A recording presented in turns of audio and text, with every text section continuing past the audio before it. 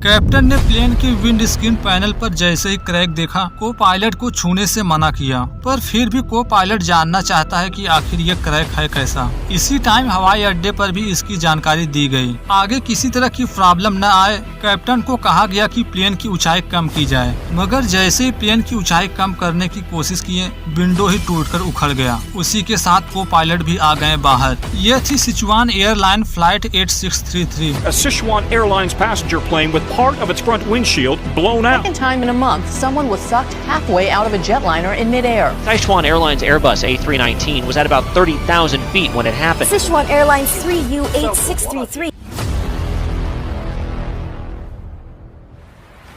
Story की शुरुआत हुई आज से मात्र 6 साल पहले 14 मई 2018 को चाइना के चोंगचिंग से। आज सुबह सुबह सिचुआन एयरलाइन फ्लाइट 8633 यहाँ से जाने वाली है लासा। प्लेन में टोटल 128 लोग मौजूद रहेंगे, जिनमें से 3 पायलट तथा 6 क्रू मेंबर होंगे। सुबह 6:25 पर चोंगचिंग जांगवे इंटरनेशनल एयरपोर्ट से टेक ऑफ की। उड़ान के बाद कैप्टन के कहने पर को पायलट ने सारे चेकलिस्ट को वापस से चेक किया। पता चला सब कुछ नॉर्मल है। अगले 6 मिनट बाद प्लेन की ऊंचाई हो चुकी थी 6000 मीटर। इस टाइम प्लेन पहाड़ी एरिया में फ्लाई कर रहा था। ऐसे एरिया में कैप्टन को प्लेन को फ्लाई कराने का वर्षों का एक्सपीरियंस है, जिनकी उम्र थी 45 वर्ष। इन्हें पूरे एयरलाइन कैरियर में 11,400 घंटे का फ्लाइट एक्सपीरियंस है, जबकि फर्स्ट ऑफिसर्स की उम्र थी मात्र 27 वर्ष। कॉकपिट में 2 ही पायलट की जरूरत थी, पर इसके बावजूद एक तीसरे 33 वर्षीय को पायलट भी थे, जिन्हें पूरे एयरलाइन कैरियर में 8,700 घंटे का फ्लाइट एक्सपीरियंस है।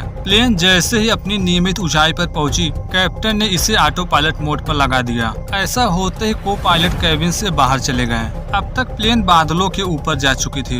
वेदर वगैरह बिल्कुल नॉर्मल है। आसपास की बर्फ से ढकी हुई ऊंची ऊंची पहाड़ियां बिल्कुल क्लियर दिखाई पड़ रही थी। उड़ान के 8 मिनट बाद कैप्टन एक बार फिर कंट्रोल टावर से कांटेक्ट किए, जहां बताया गया कि सब कुछ नॉर्मल है, आप बिल्कुल सही रूट पर चल रहे हैं। अगले 2 मिनट तक तो चीजें नॉर्मल रही, पर जैसे ही 10 मिनट कंप्लीट हुए, को पायलट की नजर सामने की विंड स्क्रीन पर गई, जहां देखने को मिला कि इस पर क्रैक आ रहा है। ऐसा होते ही वापस से चेकलिस्ट पर ध्यान दिए, क्योंकि इन्हें डाउट हुआ कि टेक ऑफ के समय हमसे कोई गलती तो नहीं हुई। विंड स्क्रीन पैनल पर इस तरह क्रैक तो नहीं आना चाहिए, मगर देखते ही देखते क्रैक बढ़ने लगा। को पायलट जानने की कोशिश किए कि यह क्रैक अंदर से है या फिर बाहर से। सच पता करने के लिए जैसे ही विंड स्क्रीन पैनल पर उंगली रखे, कैप्टन छूने से मना कर दिए। समस्या और बढ़ती कि इससे पहले कंट्रोल टावर से वापस से कांटेक्ट किए। उन्हें सारी समस्याएं बताई गई कि विंड स्क्रीन पैनल पर क्रैक आ रहा है। एटीसी ने ऊंचाई पूछी।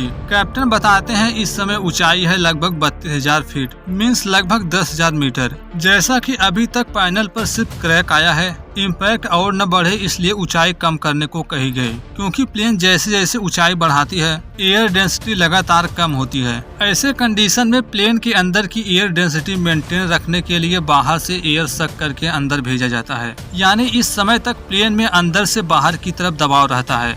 इसीलिए एटीसी ने प्लेन की ऊंचाई कम करने को कही, क्योंकि ये जितने ज्यादा ऊंचाई पर रहेंगे, अंदर से बाहर की तरफ प्रेशर रहेगा उतना ही ज्यादा। पर ये जैसे ही ऊंचाई कम करने की कोशिश किए कि विंड स्क्रीन पैनल ही टूटकर बिखर गया। ऐसा होते ही अंदर कंप्रेस एयर बहुत तेजी से निकला बाहर। हवा के साथ को पायलट भी बाहर की तरफ खींचे चले गए। इस टाइम किस्मत अच्छी थी, दोनों लोग सीट बेल्ट लगाए हुए थे, इसलिए को पायलट पूरी तरह से बाहर नहीं गए, बल्कि बीच में ही अटके रहे। पैनल के टूटते ही कैबिन प्रेशर की कमी हुई। हवा उसी स्पीड से अभी भी लगातार निकल रही थी बाहर। प्लेन में हुए अचानक डिकम्प्रेशन की वजह से पैसेंजर का ऑक्सीजन मास्क ओपन हो गया। एक ही सेकंड में हालात बस से बदतर हो गए, मगर अभी भी एटीसी कैप्टन से बात करने की कोशिश कर रही है, पर तेज हवाओं के बीच कुछ भी सुनाई नहीं पड़ रहा था। अनकंट्रोल डिकम्प्रेशन की वजह से कैप्टन को प्लेन को कंट्रोल करना मुश्किल हो रहा था। जैसा कि इस टाइम को पायलट प्लेन से बाहर हैं, इसलिए प्लेन की पूरी जिम्मेदारी है कैप्टन पर। उन्हें सबसे पहले प्लेन को कंट्रोल करना होगा, साथ ही साथ ऊंचाई भी कम करनी थी,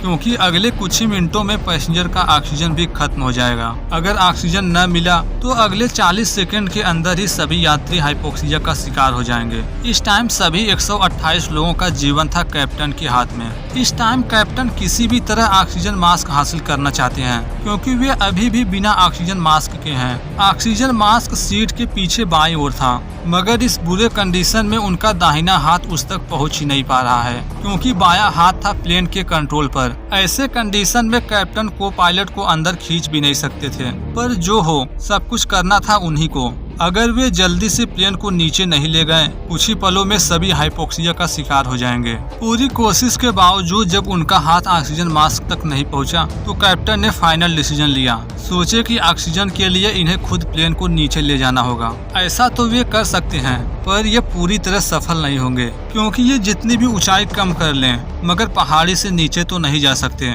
इसलिए पहाड़ी के ऊपर रहकर भी इन्हें पर्याप्त ऑक्सीजन नहीं मिल सकता। बाहर को पायलट भी संघर्ष कर रहे हैं।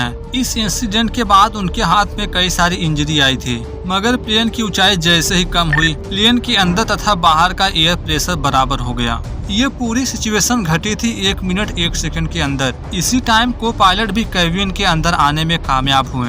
को पायलट भले ही कैबिन में आ गए हैं, पर हालात अभी भी काबू से बाहर है, क्योंकि 8 से 9000 मीटर की ऊंचाई पर तापमान 0 से भी कम था। इस बुरे हालात में इन्हें तेज हवाओं से भी निपटना था। पर को पायलट जैसे कैबिन में पहुंचे, कैप्टन का पूरा ध्यान गया कि प्लेन को किसी भी तरह आसपास के रनवे पर लैंड कराया जाए। अभी के लिए प्लेन को सेफली रनवे पर लैंड कराना तो था ही, पर कहीं न कहीं कैप्टन ये भी सोच रहे थे कि अचानक से ये पैनल टूटा कैसे।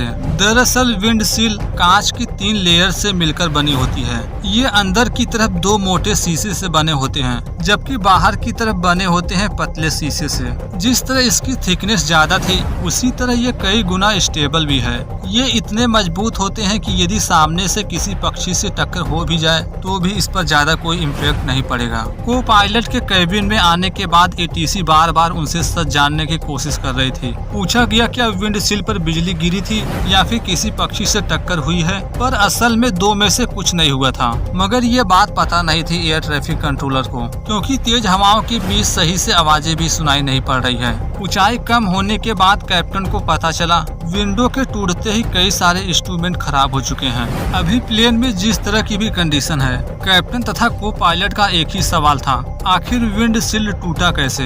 यदि विंडशील्ड के बारे में जाने तो हमें पता चलेगा, ये नीचे से एक क्लैप प्लेट से जुड़ा होता है, जो कनेक्ट होता है 6 इलेक्ट्रिक केबल से। जैसा कि हमने पहले ही जाना, प्लेन की ऊंचाई जैसे जैसे बढ़ती है, बाहर का तापमान कम होता जाता है। इतना कम हो जाता है कि पहुंच जाता है माइनस में। ऐसे कंडीशन में विंडो के सामने फॉग या बर्फ जमनी आम बात है। अगर ऐसा हुआ तो कैप्टन सामने देखेगा कैसे। इसी से बचाने के लिए विंडशील्ड में लगाया जाता है क्लैप प्लेट, जिसमें 6 केबल की हेल्प से इलेक्ट्रिसिटी दी जाती है, ताकि जरूरत के हिसाब से उसे गर्म किया जा सके, ताकि उस पर आइस या फॉग न जमे। विंडशील्ड पर जब पहली बार दरार दिखा था, तो उस टाइम एंटी आइस वार्निंग मिली थी, जो ये बताने की कोशिश करती है कि विंडशील्ड हीटिंग में कुछ गड़बड़ है। दरअसल विंडो के टूटने की कड़ी जुड़ी थी इसी से। जैसा कि विंडो हीटर में कनेक्शन प्लेट के माध्यम से कई सारे तार थे, उस टाइम उन्हीं तारों में से एक तार हो चुका था डैमेज, जिस कारण इंसुलेशन के घिसने की वजह से तांबे का तार पिघल गया। ऐसा होते ही आगे होगा क्या, केबल में लग गई आग। केबल जलने के बाद हो गया छोटा सा स्पेस, जिससे कनेक्शन प्लेट में नमी का रिसाव हुआ। नमी के कारण तांबे के तार खराब हो गए, मगर यहाँ देखा जाए तो करंट अभी भी फ्लो कर रहा है। इसी वजह से अंदर चिंगारी निकली, अंदर ही गर्मी बढ़ने लगी। देखते ही देखते ये तापमान पहुंच गया 400 डिग्री सेल्सियस। विंडशील्ड के लिए ये तापमान इतना ज्यादा है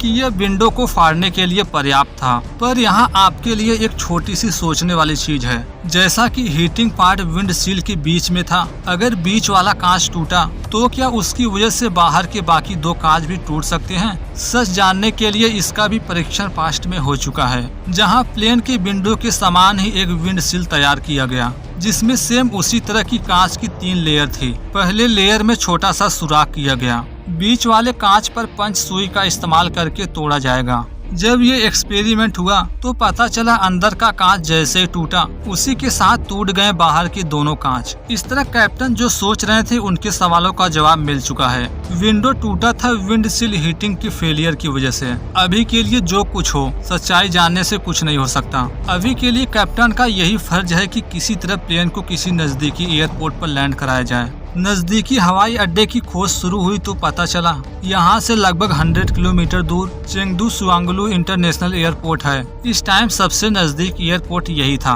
अभी के लिए इस नजदीकी एयरपोर्ट से कांटेक्ट किए, पर इसी टाइम पता चला अचानक डिकम्प्रेशन की वजह से फ्लाइट कंट्रोल यूनिट डैमेज हो चुका है और तो और तेज हवाओं के बीच बातचीत भी करना मुश्किल है। अब इनके पास है एक ही रास्ता, वह था ट्रांसपोंडर। कैप्टन ने को पायलट को जैसे ट्रांसपोंडर की तरफ इशारा किया, को पायलट ने भी समझदारी दिखाते हुए ट्रांसपोंडर कोड 7700 के माध्यम से एयरपोर्ट पर इमरजेंसी की सूचना दी। इस टाइम तीसरे पायलट जो थे पैसेंजर के बीच हालात कुछ हद तक ठीक हुआ तो वे पहुंचे केबिन में। अभी भी कैप्टन का यही मकसद है कि प्लेन की ऊंचाई कैसे भी कम की जाए, पर जो हो ये पहाड़ी से नीचे नहीं जा सकते। यदि इन्हें और नीचे जाना है तो इलेक्ट्रॉनिक फ्लाइट बैग की जरूरत होगी, जिसमें कम ऊंचाई वाले क्षेत्र के लिए प्लेन के रास्ते के बारे में बताया जाता है। सही रास्ते का पता चलते ही प्लेन को नीचे ले जाना शुरू किए, जो बहुत ही जरूरी था क्योंकि अब तक इमरजेंसी ऑक्सीजन भी खत्म हो चुका है। आगे ये 150 मीटर पर मिनट की स्पीड से नीचे आना शुरू किए। जब प्लेन की ऊंचाई पहाड़ी से मात्र 4.5 किलोमीटर हुई, एयर होस्टेस सभी यात्रियों को सूचित की अब वे अपना ऑक्सीजन मास्क निकाल सकते हैं। यहाँ तक पहुंचकर ये डिकम्प्रेसर से भले ही बच गए, पर अभी भी हाइपोथर्मिया का खतरा था। जैसे जैसे समय गुजर रहा है ये लगातार एयरपोर्ट के नजदीक जा रहे थे। देखा जाए तो अभी तक सारी चीजें सही है, पर समस्या ये थी कि ये कंट्रोल टावर से बात करने में असमर्थ हैं। जैसे ही रनवे के करीब पहुंचे पता चला इन्हें सामने की तरफ से आना होगा। यहाँ कैप्टन बिना डरे प्लेन को 360 डिग्री मोड़े। लैंडिंग करने से पहले एक और प्रॉब्लम थी, वह थी ओवर फ्यूल, क्योंकि ओवरवेट प्लेन को लैंड कराना सेफ नहीं होता। यहाँ इन्हें फ्यूल को डंप करने की जरूरत थी, पर इस मॉडल के प्लेन से फ्यूल को डंप नहीं किया जा सकता। यदि इन्हें फ्यूल कम करना है तो रनवे के चारों ओर गोल गोल घूमा जाए, मगर इनके पास इतना समय नहीं था। कैप्टन के पास अब एक ही रास्ता है, इसी वेट के साथ प्लेन को लैंड कराया जाए। इसी टाइम जब लैंडिंग गियर ऑन करने की कोशिश किए तो इन्हें मॉनिटर स्क्रीन पर दिखाई नहीं कि लैंडिंग गियर ऑन हुआ है या फिर नहीं। इन्हें डाउट होने लगा कहीं लैंडिंग गियर भी डैमेज तो नहीं हो गया। उतरते समय यदि पहिया खुला नहीं तो ये क्रैश कर जाएंगे, पर असल में लैंडिंग गियर ऑन हुआ था। अब इनके सामने सिर्फ 2 चुनौतियां हैं। पहला कि इस ओवरवेट के साथ ही सही सलामत प्लेन को लैंड किया जाए, जबकि दूसरा ये है यदि ये सही सलामत रनवे पर उतर भी गए, ओवरवेट की वजह से प्लेन आसानी से रुकेगा नहीं। डर ये है कि प्लेन रनवे के पार न चला जाए। कैप्टन जिन 2 चीजों को लेकर परेशान थे उनमें से एक को सही सलामत पार कर गए। प्लेन सेफली रनवे से टचडाउन हो गई। अब आखिरी प्रॉब्लम है कि प्लेन की स्पीड कम की जाए। कैप्टन ने अपनी तरफ से पूरी कोशिश किया, थ्रस्ट रिवर्स का भी इस्तेमाल किए, पर फिर भी प्लेन रुकी नहीं रही थी। अंत में फुल पावर से ब्रेक का इस्तेमाल किए। ऐसा करने पर टायर फट गए, मगर रनवे खत्म होने से पहले प्लेन रुक गई। इस तरह कैप्टन की साहस ने पूरे 128 लोगों की जानें बचा ली। इस इंसिडेंट में किसी की भी जानें नहीं गयी। विंडशील्ड से बाहर निकलने की वजह से को पायलट को कई सारी इंजरी तो आई, पर इलाज के बाद वे भी ठीक हो गए थे।